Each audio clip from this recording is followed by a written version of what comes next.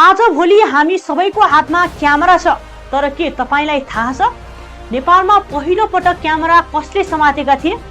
नेपालको पहिलो फोटोग्राफरका रूपमा डम्बर शमशेरको नाम आउँछ। उनी श्री 3 वीर शमशेरका कान्छा भाइ थिए। उनले आफ्नै बुबाको आर्थिक सहयोगमा दरबारभित्रै नेपालकै पहिलो फोटो स्टुडियो स्थापना गरे। तर यो स्टुडियो सबैका लागि खुल्ला थिएन। त्यहाँ केवल राणा परिवार र उच्च घरानाका सदस्यहरूले मात्र फोटो खिच्न पाउँथे। सर्वसाधारणका लागि त्यो स्टुडियो एउटा सपना जस्तै थियो। समय बदलियो। सन् 1908 मा युरोप भ्रमणबाट फर्किएपछि दीर्घमान चित्रकारले फोटोग्राफीमा नयाँ क्रान्ति ल्याए। उनले आफ्नै घरमा एनलार्जमेन्ट फोटो स्टुडियो स्थापना गरे। यो स्टुडियोको विशेष कुरा के थियो भने यहाँ आम नेपालीले पनि फोटो खिचाउन पाउँथे। त्यसैले दीर्घमान चित्रकारको यो स्टुडियोलाई नेपालको पहिलो पब्लिक फोटो स्टुडियो मानिन्छ। फोटोग्राफीलाई व्यवसायको रूपमा अघि बढाउने श्रेय भने राजा त्रिभुवनका व्यक्तिगत फोटोग्राफर विष्णुध्वज जोशीलाई जान्छ।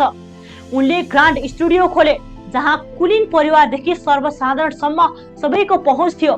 व्यवस्थित र व्यावसायिक सेवा दिने भएकाले ग्रान्ड स्टुडियोलाई नै नेपालको पहिलो प्रोफेसनल फोटो स्टुडियो भनिन्छ। डम्बर शमशेरबाट सुरु भएको यो यात्रा दीर्घमान चित्रकार हुँदै विष्णुध्वज जोशीसम्म आइपुग्दा फोटोग्राफी दरबारबाट निस्किएर जनस्तरमा पुग्यो। आज हामी जुन सेल्फी र डिजिटल तस्बिरको युगमा छौं, त्यसको जग यही हस्तीहरूले बसालेका थिए। यस्तै रोचक र ऐतिहासिक जानकारीका लागि ट्रुअर नेपाल फलो गर्नुहोला। धन्यवाद।